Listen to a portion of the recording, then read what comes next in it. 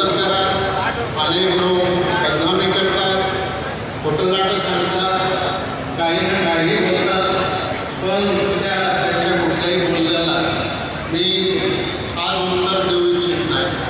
वेळ आल्यावर त्याच्या संदर्भामध्ये मी त्याचं उत्तर देईन आणि मग वस्तुस्थिती काय आहे हे आपल्याला मी त्याच्यामध्ये सांगेन. आज पुन्हा एकदा आपल्या सगळ्यांचं मनापासून स्वागत आणि धन्यवाद. जय हिंद, जय महाराष्ट्र. यानंतर आदिवासी मंडळाच्या उपमाधिकारी शब्दाबाई कृपाई नोकरे आणि शब्दाबाई उगले या तिन्ही भगिनींच्या माध्यमातून मुख्यमंत्री लाडकी बहीण योजना हे गीत 2 मिनिटं सादर केले जाते.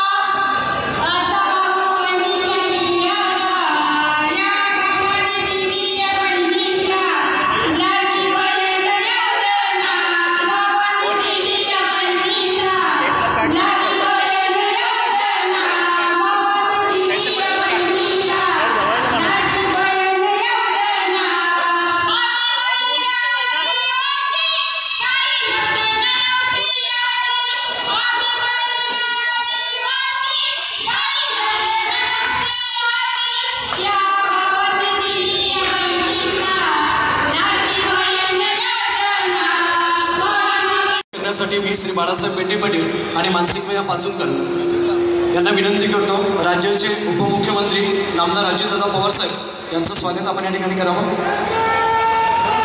टाळ्यांच्या गजरात स्वागत करूया. राज्याचे त्या मंत्रिमंडळातील आमचे सहकारी आपले लोकप्रिय नेते दिलीपराव वळसे पाटील, खासदार सुनीलजी तटकरे, रुपाली चाकणकर, शिवाजीराव आढळराव पाटील, पोपटराव गावडे, सूरज चव्हाण, सुरेश गुले, लतीफ तांबोळी, देवेंद्र शाह, विष्णू हिंगे, विवेक वळसे पाटील, मानसिक पाचुंकर, बाळासाहेब बेंडे, प्रकाश पवार, कृष्णताई पवार, सुभाषताई पडवळ, सुषमाताई शिंदे, सविताताई पराड, विश्वासराव घोकडे, सविताताई बगाटे, अजय आवटे, सचिन घोकडे, सुनील पाणखेले, प्रकाश गोलर, रुपालीताई जगदाळे, अरुणाताई तोरा, माझ्या आंबेगाव शिरूर विधानसभा मतदारसंघातील जमलेले सर्व माझे बांधव, माझ्या मायमाऊली, माझ्या बहिणी, माझ्या मुली, तसंच उपस्थित असणारे सर्व जिल्ह्याच्या किंवा वेगवेगळ्या भागातून आलेले राष्ट्रवादी काँग्रेस पक्षाचे जीवाभावाचे सहकारी,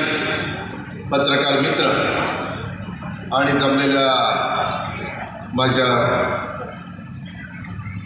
तरुण मित्रांनो, खरं तर आपल्याला सगळ्यांना माहिती आहे की आम्ही सगळ्यांनी महाराष्ट्रामध्ये जनसन्मान यात्रा सुरू केलेली आहे आणि त्या यात्रेचा आता आंबेगाव विधानसभा मतदारसंघामध्ये आपण सगळ्यांनी स्वागत केलं. त्याच्यानंतर आम्ही शिरूर विधानसभा मतदारसंघात जाणार आहे. सकाळी आम्ही जुन्नर विधानसभा मतदारसंघामध्ये होतो, परंतु त्याच्या आधी आपल्या सर्वांचा आराध्य दैवत छत्रपती शिवाजी महाराज, स्वराज्य जननी जिजाऊ माँसाहेब, राजर्षी शाहू महाराज, क्रांतीसूर्य महात्मा ज्योतिराव फुले, महामानव डॉक्टर बाबासाहेब आंबेडकर, त्यामध्ये क्रांतीज्योती सावित्रीबाई फुले, राजमाता पुण्यश्लोक अहिल्यादेवी होळकर, रमाई माता यांच्यासह इंग्रजांच्या विरुद्ध सशस्त्र लढा देणारे थोर क्रांतिकारक भगवान बिरसा मुंडा, या सगळ्यांना मी सुरुवातीलाच आपल्या सगळ्यांच्या साक्षीनं वंदन करतो, अभिवादन करतो. आता पवित्र श्रावण महिना सुरू झालेला आहे. उद्या 3रा श्रावणी सोमवार आहे. आपल्या 12 ज्योतिर्लिंगापैकी एक असणाऱ्या श्री भीमाशंकरच्या चरणी देखील मी नतमस्तक होतो आणि त्या शेतकरी मेळाव्याच्या निमित्तानं माझी लाडकी बहीण योजना उभ्या महाराष्ट्रामध्ये अतिशय लोकप्रिय होत असताना दिसते आणि त्याच्यातनं मोठ्या संख्येने माझा महिला वर्ग मायमाऊली इथं आलेले आहेत. या सगळ्या मेळाव्याच्या निमित्तानं महायुती सरकारवर इथल्या लोकप्रतिनिधीच्या कर्तृत्वावर आणि क्षमतेवर नागरिकांचा विश्वास आहे. म्हणूनच येणाऱ्या काळात देखील आपण सर्वजण आम्हाला भक्कम पाठिंबा द्याल अशा प्रकारची मी अपेक्षा व्यक्त करतो. तशी विनंती देखील मी आपल्याला करतो. आपल्याला नवीन नवीन कार्यकर्ते निर्माण होत असतात.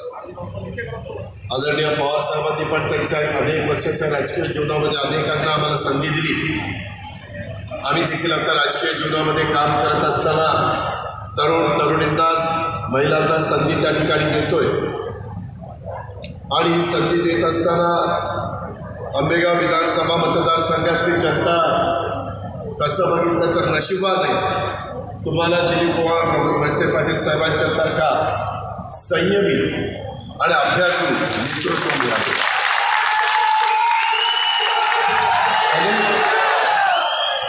अनेक तालुक्याला नेतृत्व मिळतं, परंतु ते संयमी किंवा अभ्यासू असतंच असं काही नाही. परंतु त्या बाबतीमध्ये तुम्ही नशीबवान आहात. गेल्या अनेक वर्षापासून राज्याच्या मंत्रिमंडळामध्ये विविध खात्यांची जबाबदारी त्यांनी यशस्वीपणे पार पाडलेली तुम्ही बघताय, मी बघतोय, महाराष्ट्र बघतोय. आणि अनेक वर्षापासून आम्ही देखील एकत्रपणे विधिमंडळात आणि मंत्रिमंडळातले सहकारी म्हणून काम करतोय. एक चांगला सहकारी, एक उत्कृष्ट प्रशासन, त्यामध्ये सगळा महाराष्ट्र आम्ही सगळेजण त्यांच्याकडे आदराने बघत असतो. आज आणखी महायुतीचं सरकार, मुख्यमंत्री एकनाथरावजी शिंदे, उपमुख्यमंत्री देवेंद्र फडणवीस, आम्ही दोघे तिथं असतो. मंत्रिमंडळाची बैठक चालू असताना एखादा महत्त्वाचा विषय आला आणि त्या विषयाच्या संदर्भामध्ये वळसे पाटील साहेबांनी सांगितलं, CM साहेब मला माझं मत व्यक्त करायचं, तर तिथं पिन ड्रॉप सायलेन्स होतो आणि अतिशय राज्याच्या कल्याणाचं, समाजाच्या फायद्याचं आणि सर्वसामान्य माणूस केंद्रबिंदू मानून, माझी महिला भगिनी केंद्रबिंदू मानून ते त्यांचं मत त्या ठिकाणी व्यक्त करत असतात. आंबेगाव विधानसभा मतदारसंघाचा कायापालट करण्याचं काम गेले 34 वर्ष हे दिलीपराव वळसे पाटील साहेब करतात. भीमाशंकर सहकारी साखर कारखान्याच्या माध्यमातून आंबेगाव तालुक्याला आर्थिक क्रांती आणण्याचं काम त्यांनी केलं. आज सहकार खात्यात सगळी सहकारी संस्था आणि साखर कारखानदारी ही त्यांच्या हातामध्ये. सहकारी बँका, अर्बन बँका, आज त्याची जबाबदारी त्यांच्यावर आहे. आणि हे सगळं करत असताना त्यांनी इथला आदिवासी भाग असू द्या, डोंगरी भाग असू द्या, इथले कोल्हापूर बंधारे असू द्या, काही कामं राहिली ते पण सतत चाललंय की अजित पवार उद्याच्या 5 वर्षाच्या करता ही सगळी कामं आपल्याला पूर्णत्वाला द्यायची.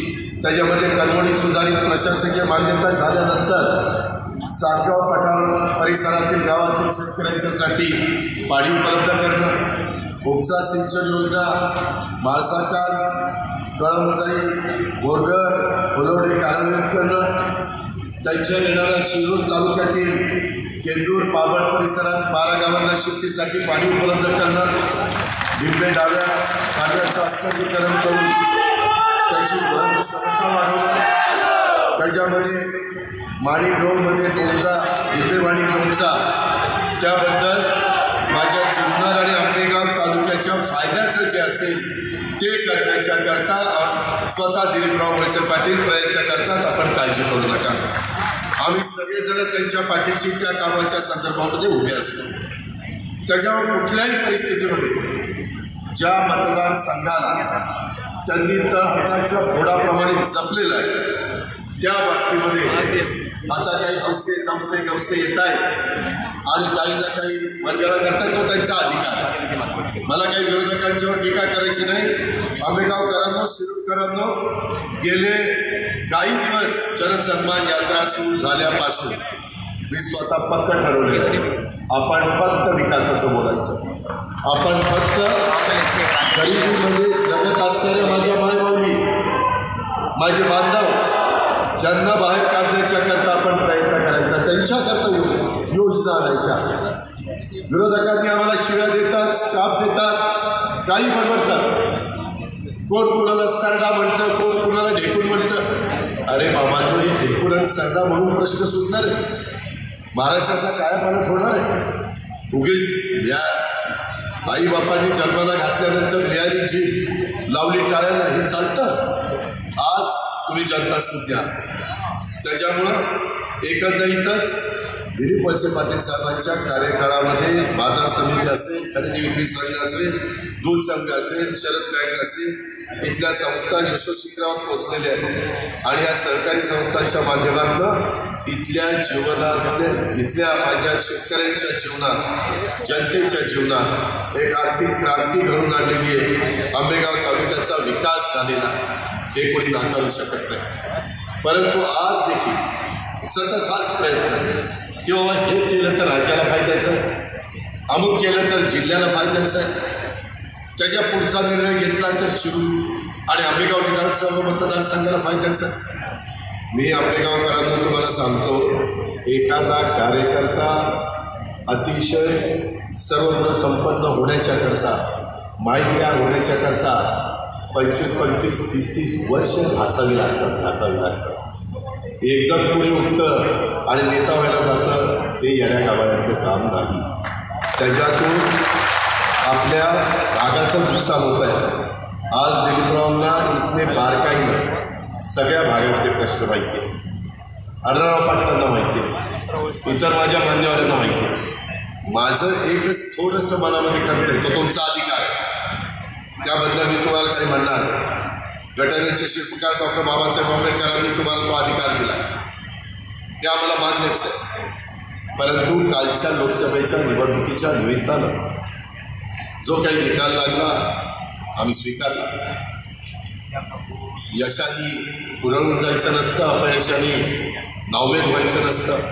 ही स्वर्गीय यशवंतराव चव्हाण साहेबांची आम्हाला शिकवण आणि त्या दिशेने आम्ही पुढे चाललोय. शाहू फुले आंबेडकरांच्या विचारधारेनेच आम्ही पुढे चाललोय. आम्हाला सर्व जाती धर्माचे लोक सारखे. आम्ही कधी आमच्या राजकीय जीवनामध्ये काम करताना भेदभाव केला नाही, कारण आमच्या महापुरुषांचा आदर्श आमच्या डोळ्यासमोर आहे, तुमच्या डोळ्यासमोर आहे. आणि त्याकरता हे सगळं करत असताना काल आपला युतीचे उमेदवार म्हणून आढळराव पाटलांचा पराभव झाला. शिरूरमधल्या 42 गावांनी 16,000 मायनस तिथं केलं. आंबेगाव तालुक्याने 5,000 प्लस जरी केलं असलं तर आदिवासी भाग आंबेगावचा तिथं 5,000 आपण मायनस होतो, पण ती भर इतर भागांनी काढली आणि 11,000 मायनसनी सीट केलं. आपण लोकप्रतिनिधी कशाला निवडून देतो? जनतेचे प्रश्न सोडवण्याच्याकरता. आपल्या इथं विकास यावा, आपल्यातली गरिबी कमी व्हावी, सर्व लोकांना न्याय मिळावा. आत्ताच मला कुंभार समाजाचे माझे सहकारी मित्र सांगत होते, दादा आमचाही महामंडळाचं जाहीर करा. आपण निर्णय घेत असताना सगळ्या जाती धर्माच्या लोकांना बरोबर घेऊन चालतो. आंबेगावकरांनो, इथं संविधान, घटनेचे शिल्पकार डॉक्टर बाबासाहेब आंबेडकरांनी दिलेलं संविधान. कालच्या 15 ऑगस्टला राष्ट्रवादी काँग्रेस पक्षाने जिथं झेंडावंदन पक्षाच्या कार्यालयामध्ये केलं, तिथं संविधानाचं वाचन देखील आम्ही केलं. मी पुण्यामध्ये संविधानाचं वाचन केलं, मुंबईमध्ये तटकरे साहेबांनी केलं, या परिसरामध्ये दिलीपरावांनी केलं. एवढा आम्ही त्याचा आदर करतो. जगामध्ये आपलं संविधान अतिशय उच्च दर्जाचं आहे, त्याबद्दल दुमत कुणाचाच नाही. पण काय सांगण्यात आलं की परत मोदी साहेब आल्यानंतर संविधान बदलणार. आज तिसऱ्यांदा ते पंतप्रधान झाले, संविधानाला हात लावला. उलट ते पंतप्रधानाची शपथ घेत होते राष्ट्रपती भवनामध्ये, संविधानाचा आदर करून संविधान तिथं ठेवलं होतं. एनडीएची मीटिंग होती, संविधानाच्या पुढे नतमस्तक आम्ही झालो आणि नंतर मीटिंग सुरू केली. कुणी तुम्हाला सांगितलं का माझ्या मागासवर्गीय समाजाने, का माझ्या आदिवासी समाजाने की संविधान बदलल्यानंतर घटना बदलणार, घटना बदलल्यानंतर आरक्षण जाणार, आपल्याला मिळणाऱ्या सवलती जाणार, असं कुणीतरी तुमच्या डोक्यामध्ये घातलं आणि काही ठिकाणी जनता त्याला बळी पडली. अरे खोटं नाटक सांगताय. मी आजपर्यंत तुमच्या सगळ्यांच्या समोर काम करतो, तुम्ही पण मला ओळखता, मी तुम्हाला ओळखतो. मी कधी लोकांना फसवलं नाही, दिलेला शब्द पाळला, मी शब्दाचा पक्का आहे. आज लोक देखील महाराष्ट्राचे म्हणतात की एखादा शब्द घ्यायचा असेल तर अजित पवारकडनं घ्या, तो शब्द बदलत नाही. ही माझी ओळख आहे, ही माझी कामाची पद्धत आहे. आणि असं असताना मात्र आमचे बांधव मागासवर्गीय आमचे आदिवासी तिथं थोडेसे आमच्यापासून बाजूला गेले, तरी पण आम्ही ते मनात आणलं नाही, तो तुमचा अधिकार आहे. पण आता आम्ही तुम्हाला समजून सांगतो, बाबा दुरुस्त करा. दुरुस्त करण्याचं तरी तुमच्या हातात आहे. आज आम्ही सर्वसाधारण जनतेच्या करता मराठा समाजाने इतर तत्सम त्यांच्याकरता सारखी संस्था काढली की नाही, त्याची मदत तरुणांना होती की नाही. आम्ही मागासवर्गीयांच्या करता बारकी काढली, परंतु मातक समाज म्हणाला मुख्यमंत्री दोन्ही उपमुख्यमंत्री आमच्यावर अन्याय होतो. हरकत नाही, जर कुठल्या माझ्या एखाद्या घटकाला माझ्यावर अन्याय होतो असं वाटत असेल तर लक्ष घातलं पाहिजे. शेवटी लोकांवरून कारभार करायचा, उगीच आलेला दिवस पुढे ढकलायचा हे आमच्यामध्ये बसत नाही. ते नीटच काम केलं पाहिजे. त्यांच्याकरता आता बारकी काढली. मातक समाजाचे कार्यकर्ते हातवर करा, त्यामध्ये बारकी आपण काढली की नाही? काढली. त्याच्या संदर्भामध्ये काही समाजाच्या करता अमृत ही संस्था काढली. आमच्या आदिवासी समाजाच्या करता टाळी काढली, तिथंही आज माझ्या आदिवासी मुलामुलींना मदत झाली पाहिजे. महाज्योती, इतर मागासवर्गीय समाज मोठा आहे, त्याही घटकाच्या करता महाज्योती काढली. मी अर्थमंत्री म्हणून ज्यावेळेस बसतो त्यावेळेस वेगवेगळ्या घटकाला व्यवस्थितपणे निधी उठून जातोय की नाही हे काम मी बघत असतो. परंतु कधी कधी चुकीच्या बातम्या देऊन आमची बदनामी करण्याचा प्रयत्न केला जातो. वित्त विभागाने विरोध केला, अजिबात नाही. मी स्वतः पुढाकार घेतला. माझ्या मुस्लिम अल्पसंख्याक बांधवांच्या करता अनेक वर्ष मारती काढायचं मनात होतं, मागं कुणी काढू शकलं नाही. यावेळेस आम्ही त्यांच्याकरता मारती काढली. त्यांच्याकरता मौलाना आझाद महामंडळामध्ये 1000 कोटीचं भागभांडवल केलं. मौलाना आझाद महामंडळामध्ये 7 कोटीची गॅरंटी सरकारची होती, 500 कोटी रुपये. आम्ही चुकणार नाही, आम्ही आमचं कर्तव्य पार पडू. कारण हिंदवी स्वराज्याची स्थापना करत असताना सर्व जाती धर्माला बरोबर घेऊन महाराजांनी स्वराज्य स्थापन केलं, हा इतिहास आहे, हे कोणी नाकारू शकत नाही. मग असं असताना एवढ्या सगळ्या संस्था सगळ्या घटकाकरता काढल्या, तरी पण तुम्ही आमच्याबद्दल काही जण, तुम्ही म्हणजे सगळे नाही, काही जण थोडंसं वेगळी भूमिका घेतात. आज मी आंबेगावकरांना तुम्हाला सांगतो, आम्ही कामाची माणसं, आम्ही बिनकामाची माणसं नाही.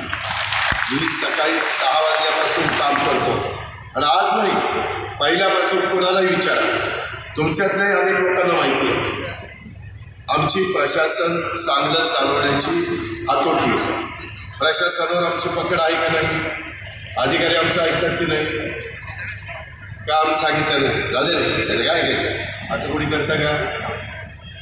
आज जर आम्ही तुमच्याकरता चांगलं काम करतो, ठीक आहे ना, प्रत्येकाचा काळ असतो ना बाबांनो.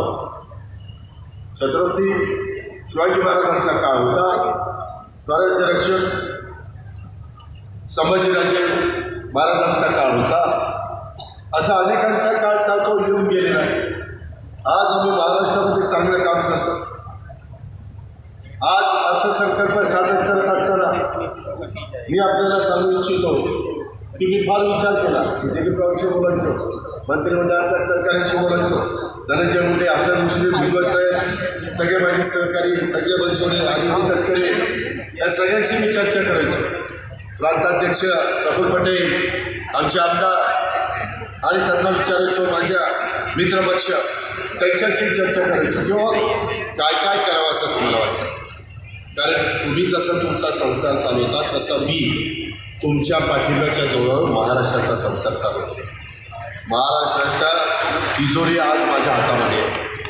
आणि मग मी विचार केला किंवा आपल्याला ही संधी जनतेच्यामुळं मिळालेली आहे आणि मग ती संधी घेत असताना आपण त्याच्यामध्ये अशा पद्धतीनं काम करू की त्याच्यात माझा शेतकरी देखील आला पाहिजे, त्याच्यामध्ये माझी महिला आली पाहिजे, त्याच्यामध्ये माझा बांधव पण आला पाहिजे, तरुणी पण आली पाहिजे आणि या सगळ्या घटकाचा मी विचार करत असताना त्याच्यात सर्व जाती धर्माच्या घटकाला न्याय देता आला पाहिजे अशा प्रकारची भूमिका मी स्वतः त्याच्यामध्ये स्वीकारली.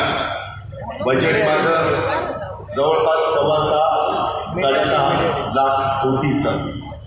पगारावर खर्च, बाकीचा खर्च, पगार सगळ्यांचे, सगळं ते पेन्शन आणि काढलेल्या कर्जाचं व्याज, त्याकरता मला 3 लाख कोटी लागतात. बाकीचे पैसे विकासावर द्यावे लागतात. त्याच्यात काटछाट करून म्हणलं असं करायचं की माझी महिला इतके दिवस प्रपंचाचं काम करते, संसाराचं काम करते, तिच्याकडं स्वतःच्या काही इच्छा आकांक्षा असतात, तिला पण काहीतरी वाटतं की मी माझ्याकरता काही घ्यावं, परंतु तिला घेता येत नाही, तिला मुरड घालावी लागते. का तर ती मुलाबाळांचं बघते, नवऱ्याचं बघते, त्यांचं आधी भागवते. आम्ही सगळी बघतोय ना, उरपणीला जाणाऱ्या महिलेची काय अवस्था आहे. काच गोळा करणारी, कचरा गोळा करणारी, झाडू पत्न करणारी, धुणभांडी करणारी, काबाड कष्ट करणारी महिलेची काय अवस्था आहे. आदिवासी भागातल्या झोपडपट्टीमध्ये राहणाऱ्या काय माझ्या महिलेची अवस्था आहे. एक समाज मात्र कुठं खर्च करतो. मध्ये तर तुम्हाला किती लोकांना माहिती आहे, एकाचं मोठ्या उद्योगपतीच्या मुलाचं लग्न झालं, खर्च किती गेला? 6,500 कोटी एका लग्नाला. कुठं फरक. आपलं गरिबाचं लग्न 6,500 रुपयात होतं, तिथं 6,500 कोटी, एवढी तफावत आहे. मग आम्ही सरकारमध्ये राहून काय करतो? म्हणून या महिलांना सबल करण्याच्या करता, सक्षम करण्याच्या करता, त्यांनाही काही अधिकार आला पाहिजे, त्याकरता 2.5 लाखाच्या आतमध्ये उत्पन्न असणाऱ्या महिलांचा त्याच्यात प्रवेश घेतला, फॉर्म भरून घेतले. आज आत्ताच दिलीपरावने विचारलं की कितीतरी महिलांचे पैसे अकाउंटला जमा झाले, अजून पण होणार आहे. आमचा अंदाज आहे कमीत कमी 2 कोटी आणि जास्तीत जास्त 2.5 कोटी गोरगरीब घरातल्या महिला, त्याच्यात मुस्लिम असतील, आदिवासी असतील, मागासवर्गीय असतील, ओबीसी असतील, बहुजन समाजाचे असतील, भटक्या समाजाचे असतील, कुठल्याही समाजाचे असू द्या, तो फक्त महाराष्ट्रातली राहणारी ती बघितली पाहिजे, तिचं घरदार महाराष्ट्रात पाहिजे. एवढं असेल तर त्यांचा फॉर्म आम्ही भरून घेतो, आधार कार्डची लिंकअप करतो आणि त्यांच्या अकाउंटला पैसे आम्ही पाठवतो. आज भाऊबीजेच्या निमित्तानं उद्या भाऊबीज आहे, एवढ्या महिलांनी तिथं राख्या बांधल्या. मगाशी येताना आंबेगावमध्ये बांधतील म्हणून येता गाडी थोड्या जुन्नरच्या सोडल्या. आता जुन्नरला तर हात भरला म्हणून ह्या हाताला बांधले. दादा हात द्या, दादा हात द्या. एवढं प्रेम कुणाला मिळतं? कुणाला मिळतं? आज एवढी जनता आहे, आज एवढं भरभरून माय माऊली जे आम्हाला प्रेम देते, जे आमच्याबद्दल एक विश्वास व्यक्त करते, ह्याचा तुम्ही कुठे काय विचार करणार आहे का नाही? आज ही लाडकी योजनेच्या मी राज्यामध्ये फिरतोय, अत्यंत चांगला प्रतिसाद. त्याच्यामध्ये राज्यभरातून योजनेसाठी आत्तापर्यंत 1.5 कोटी अर्ज आले. काहींना वाटलं कुठलं आलं काय, विरोधक म्हटलं काय नाही, ही निवड चुनावी जुमला आहे. अरे कशाचा चुनावी जुमला आहे? उद्याच्याला आम्ही आमच्या मायमाऊलीला फसवणार आहे. आमच्या माते समान आहेत, त्या आमच्या बहिणी समान आहेत. आणि असं असताना आपण काही फसवेगिरी करणार आहे? आणि या अर्जाची राज्य सरकारने तपासणी केली, सगळं काही केलं. आम्ही प्रयत्न काय केला, 14 ऑगस्टलाच आदिती तटकरे या खात्याची मंत्री आमची मुलगी आहे, तिला सांगितलं की एकदम पैसे पाठवले आणि फॉर्म करताना जसं जामीन झालं, ऑनलाईन फॉर्म झाली ना, संख्या वाढली, सगळीकडे थोडंसं अस्वस्थता आली, तसं काय झालं तर आपण अडचणीत येऊ. तू असं कर, 14 ऑगस्टलाच पैसे टाकायला सुरुवात करू. ती म्हणजे पैसे द्या. फाईल बोलवली, 6,000 कोटीच्या चेकवर सही. जाऊन बघा, 6,000 कोटीच्या फाईलवर सही केली आणि सांगितलं महिला बाल विकासला निधी पाठवला. का तर माझ्या मायमाऊलीच्या घरी पैसे जाणार होते, तिच्या अकाउंटला पैसे जाणार होते. तिला काहीतरी त्या पैशाची नळ तिची भागणार होती. बापड्यांनो, मायमाऊलींनो, नळ भागवणं फार महत्त्वाचं असतं. जसं आपण शेतकरी जात आहे, वापसा उडाला तर काही पेरून उपयोग होत नाही, वापसावरच पेरावं लागतंय. तशा पद्धतीनं प्रत्येकाच्या आयुष्यामध्ये वेगवेगळ्या नळी येत असतात आणि ती भागवण्याच्या करता मदत व्हावी लागते. आज आम्ही 14 ऑगस्टला ट्रायलला 32 लाख पात्र महिलांना पैसे त्या ठिकाणी केले. होय साहेब, बसा. करतो साहेब, करतो. मगाशी सांगितलेलं आहे की येणाऱ्या 5 वर्षामध्ये ही सगळी कामं होतील. बसा. त्यामध्ये स्वातंत्र्य दिनाच्या पहाटे 4 वाजता पुन्हा मी बघितलं किती लाख लिटर आमच्या महिलांच्यापर्यंत पोचलं. पहिलं पोचलं 35 लाख महिन्याच्या पोचलं, नंतर पैसे पोचले थेट त्यांच्या अकाउंटला 48 लाख. आता पोचले 1,08,00,000 महिलांच्या अकाउंटला पोचले. रक्षाबंधनाच्या पूर्वी माझा, मुख्यमंत्र्यांचा, देवेंद्रजींचा आणि आदिजीचा प्रयत्न हा आहे की 1.5 कोटी महिलांच्या खात्यामध्ये हा सन्मान निधी मी त्याला म्हणतो, कारण तो तुमचा सन्मान आहे. हा निधी हस्तांतर करण्यात येईल. हा शब्द या निमित्तानं माझ्या सगळ्या बहिणींना मी याद देतो. महायुतीच्या सरकारने दिलेला शब्द पाळला. कोणत्याही परिस्थितीमध्ये ही योजना बंद होणार नाही. त्याच्यामुळं काही जण म्हणतात हे बंद होईल. आम्ही बंद करणारी माणसं नाही, आम्ही काम करणारी माणसं, योजना पुढे नेणारी माणसं आहे. दिलीप वळसे पाटील आणि सुनील तटकरे त्यावेळेस मंत्रिमंडळामध्ये विचारा. 1999-2004 काळ निवडणुकीच्या आधी वीज माफी करण्याचा निर्णय शिंदेसाहेबांच्या सरकारने घेतला. ते मुख्यमंत्री होते आणि नंतर सरकार आलं आणि म्हणले पुढे चालू ठेवायचं. आम्हाला सांगितलं नाही, आता निवडणूक झाली, आपलं भागलं, आता बंद. असलं माझ्याकडनं होणार नाही हे मी महाराष्ट्राला सांगतोय. महायुती तसं करणार नाही. फक्त त्याकरता आपल्या हातात ती गोष्ट आहे, ते थांबवायचं का पुढं चालवायचं. तुम्ही म्हणाल कसं? तुम्ही जर लोकसभेसारखा दणका दिला तर बंद होईल, आणि तुम्ही जर घड्याळाला घड्याळाला, धनुष्यबाणाला, कमळाला वेगवेगळ्या ठिकाणी वेगवेगळे उमेदवार आमचे, तिथं जर पाठिंबा दिला तर योजना चालू. कारण नियोजन करताना पुढच्या 5 वर्षाचा पण सगळा हिशोब इथं बसलेला मी एकटा 10वा अर्थसंकल्प सादर केला. दिलीप वळसे पाटलांनी एक अर्थसंकल्प सादर केला, सुनील तटकरेंनी एक अर्थसंकल्प सादर केला. मित्रांनो, आम्ही अनुभवी आहोत. एकदम उठलोय ना, आमच्या हातात कुणी काहीतरी दिलंय तसलं पोलीत केलेलं नाही आम्ही. त्याच्यामुळं तुम्ही भावनिक होणार. हा आपला प्रपंचाचा विषय, हा आपला धंद्या पाण्याचा विषय. त्या 3 हॉर्सपॉवर, 5 हॉर्सपॉवर, 7.5 हॉर्सपॉवर पुढे चालवायचे. आता सोलर पॉवर आम्ही देतोय, सोलरचे पॅनल आम्ही देतोय. इथनं पुढं सोलर ऊर्जा पंप मागे त्याला देण्याचा निर्णय आपण घेतला. बजेटमध्ये तशा पद्धतीनं मी तरतूद केली. साधारण महिलांच्या करता एक वर्षाला 46,000 कोटी आम्ही देणार आहे. आमच्या शेतीपंप धारकांना 44 लाख शेतकरी आहेत, त्यांना 15,000 कोटी त्यांचे पैसे आम्ही अकाउंटला महावितरणला टाकणार आहे. त्याच्यामध्ये मुलींचं कॉलेजचं शिक्षण मोफत करण्याच्या करता ते 3,000 कोटी रुपये वेगळे त्याच्याकरता दिलेले.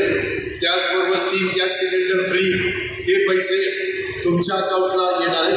आणि ह्यामध्ये एक केलं आहे बांधवांना, कुणाच्या हातात पैसा डायरेक्ट आधार कार्डची लिंकअप आणि त्याच्या अकाउंटलाच मध्ये कुणीतरी घेतले आणि मग देताना 1,500 5-10% कमिशन काढून घेतले. तसं घेऊनच एकदम पारदर्शक. गॅस सिलेंडरचे पैसे तुम्हाला, माझ्या मुली ज्या गरिबाच्या शिकतात त्यांचे पैसे डायरेक्ट त्यांच्या जी इन्स्टिट्यूट असेल त्या इन्स्टिट्यूटला.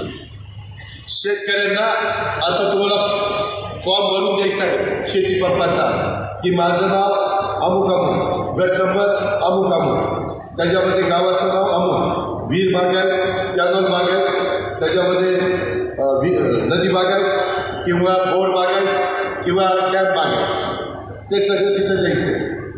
आणि पुढं मला या योजनेमध्ये भाग घ्यायचा आहे. काय असं सांगितलं की लोकांना त्याची किंमतच राहते. फॉर्म भरून घेतला तर तो फॉर्म आमच्याकडे, मग त्याला वाटतं की आपण फॉर्म दिला मग आपल्याला झालं असं आहे. त्याच्यामध्ये आज आमच्या महिलांनी फॉर्म भरला की नाही, सगळी कागदपत्रं दिली की नाही. आज 1.5 कोटीपर्यंत संख्या चालली. 1.5 कोटी कशाला म्हणतात? अंगावर घालायचा पोट नाही, 1 वर्षात की 1 कोटी ह्याच्यात कोणालाच येणार नाही. फक्त शिक्षा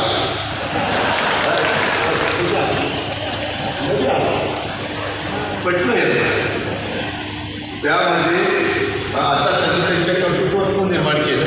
आपल्याला कोणी अडवले पण आपलं कर्तृत्व इकडेच चालले.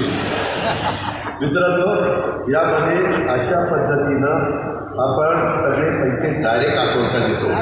आम्ही दुधाचे पैसे, आज माझा दूध उत्पादक शेतकऱ्यांनी हातवर करा, दूध घालून पटेल करा, त्यांच्याकरता दुधाचा दर पडल्यानंतर त्यांना परवडेल.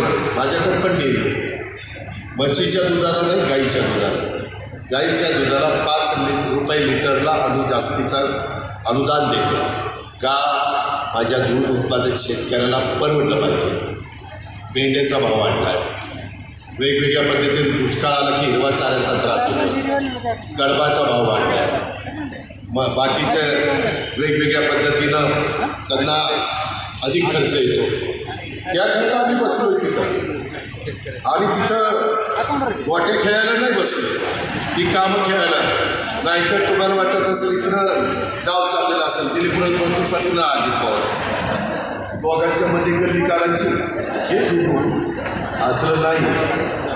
या बाकीच्या विरोधकांना उद्योग नाही, ते काही बोलत आहेत, काही करतायत, मोठं नाटं सांगतायत, वाटेल तशा प्रकारचे आरोप करतायत.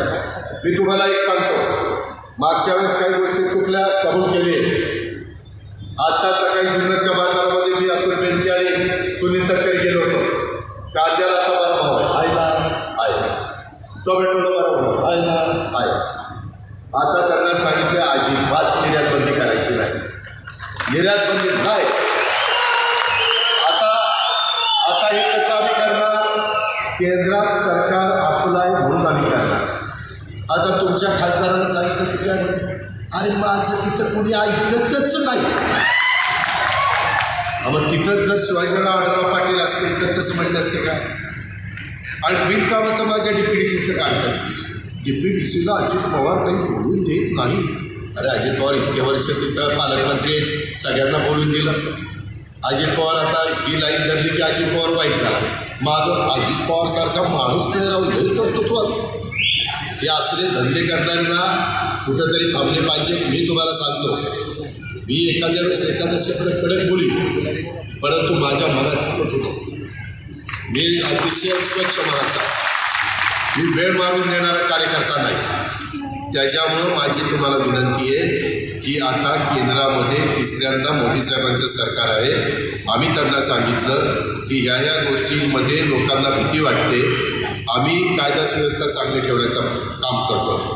आम्ही कुठं अन्याय झाला तर तिथं धावून जातो, तिथं नुकसान झालं तर नुकसान भरून देतो. आम्ही वाऱ्यावर सोडत नाही. आज माझ्या आया बहिणी माय माऊली एवढ्या प्रचंड संख्येने आज प्रतिसाद देत आहे.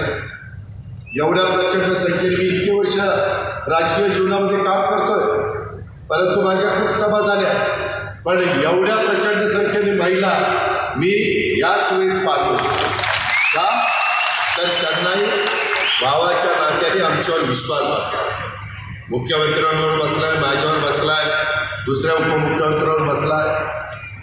या पद्धतीनं आपण पुढं काही तर चेष्टा करतात. काय दिलं तर 3,000, अरे गोरगरिबाला 1,500ची किंमत माहिती रे. मोठ्यांच्या पोटी जन्माला आलेला तुम्हाला काय माहिती? तुम्ही सोन्याचा चमचा घेऊन तोंडात जन्माला आलाय. गरिबाला त्याची किंमत माहिती आहे. जसं आपण ग्रामीण भागामध्ये काम करताना ज्याचं जळतं त्याला कळतं, बाकीच्यांना काय असेच ना. आणि तुम्हालाही माहिती आहे सगळी सोंग करतायत, येतात पैशाचं सोंग नाही करतायत.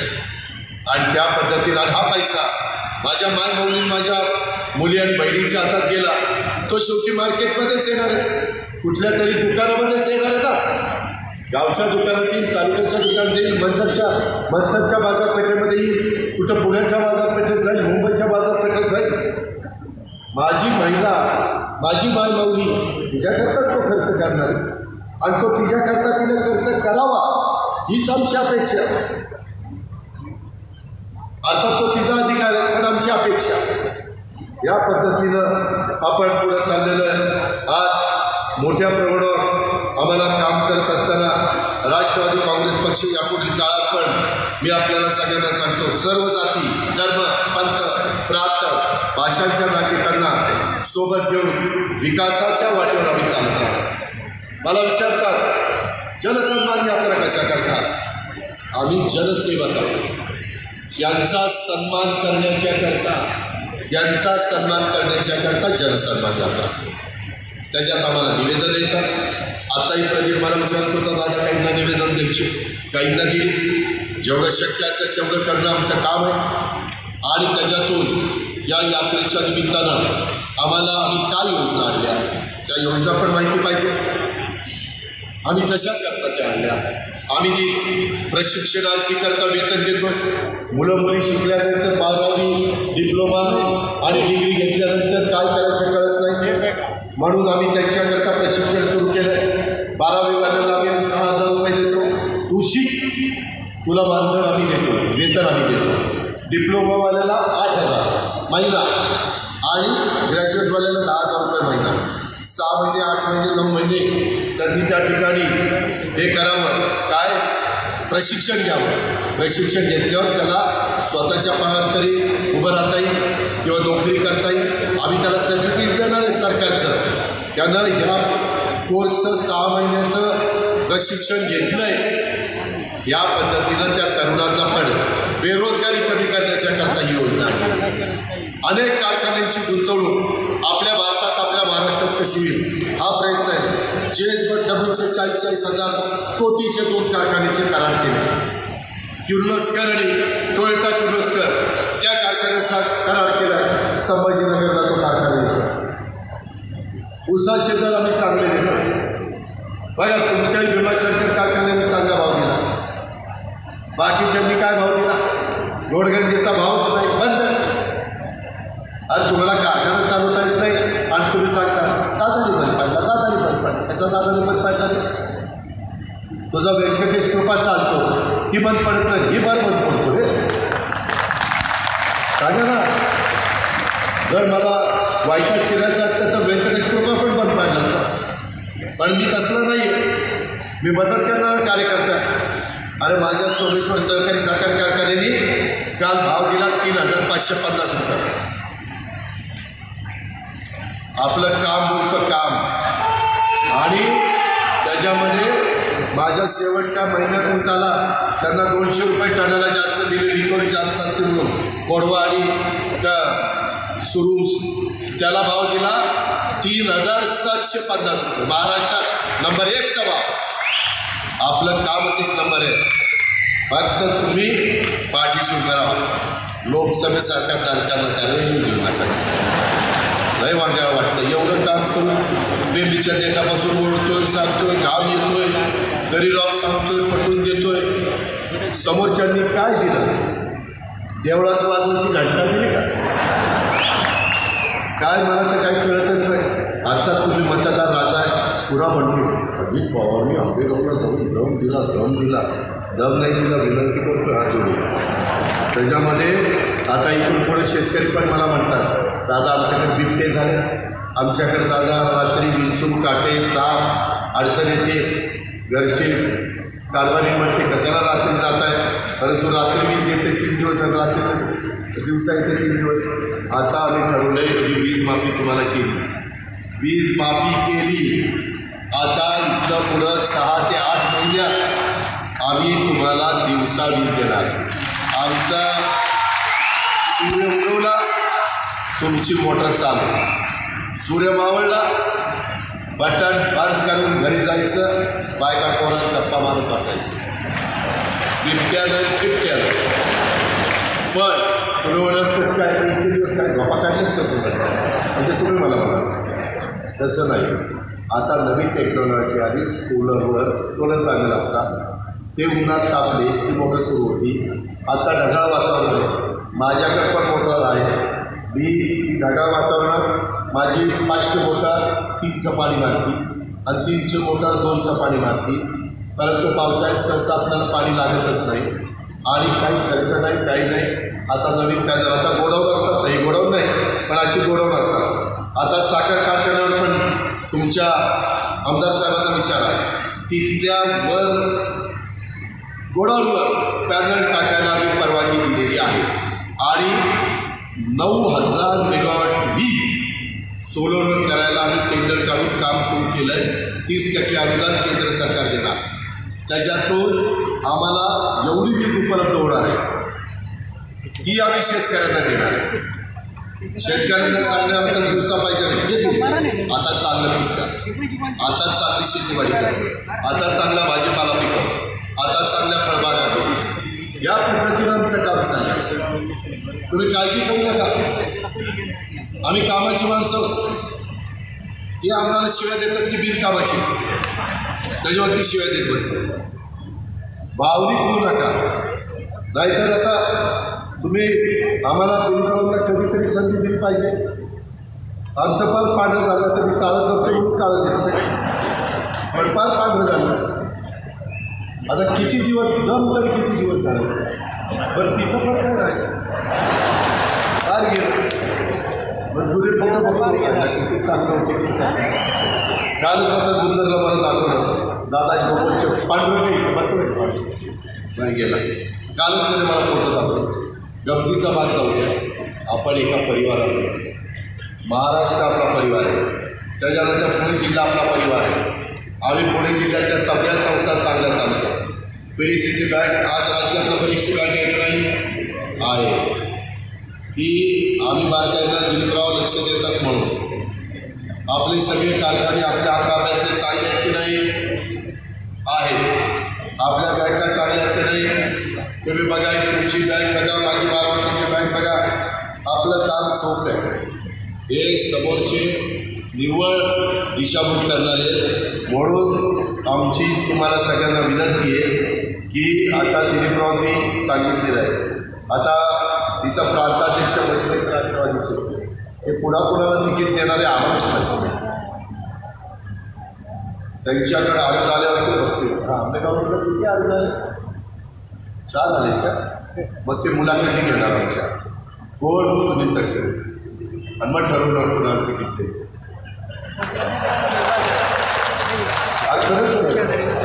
प्रांताध्यक्ष लोकसभेचं तिकीट माझ्या हातात, मी राष्ट्रीय अध्यक्ष गमतीचं वागता होत्या.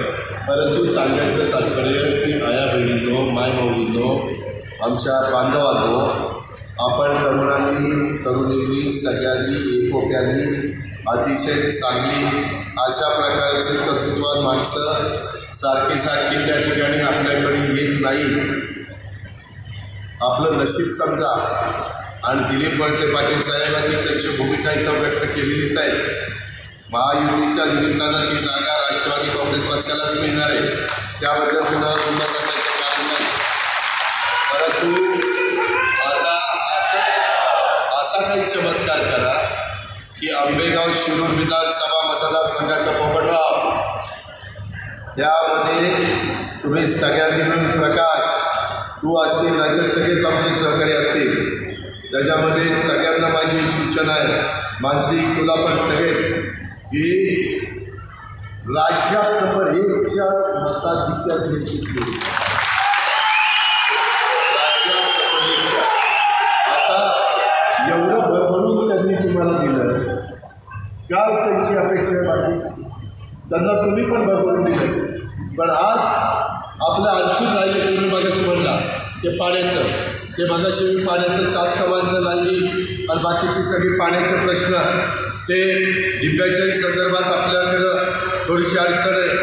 आंबेगाव जुन्नर शिरूर तालुक्यातील 65 कोल्हापूर पाईप बंधाऱ्याच्या कोपरी प्रकल्पात समावेश करणं, कोपरी प्रकल्पात सुपरमाल देणं, चासकामांचं लाईनिंग करणं, कलबोडीचं सातगाव पठार परिसरात गावातील पाणी आणणं, हे सगळी कामं आपल्याला करायची.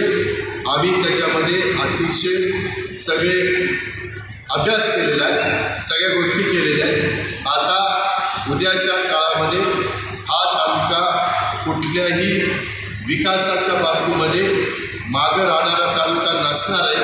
त्याकरता उद्या राष्ट्रवादी काँग्रेस पक्षाच्या घड्याळाचं चिन्ह घेऊन जो महायुतीचा उमेदवार उभा राहील त्याला नंबर 1च्या मताने निवडून द्या, एवढीच आग्रहाची नम्रतेची कळकळीची विनंती करतो आणि आपल्या सगळ्यांची रजा घेतो. जय हिंद, जय महाराज.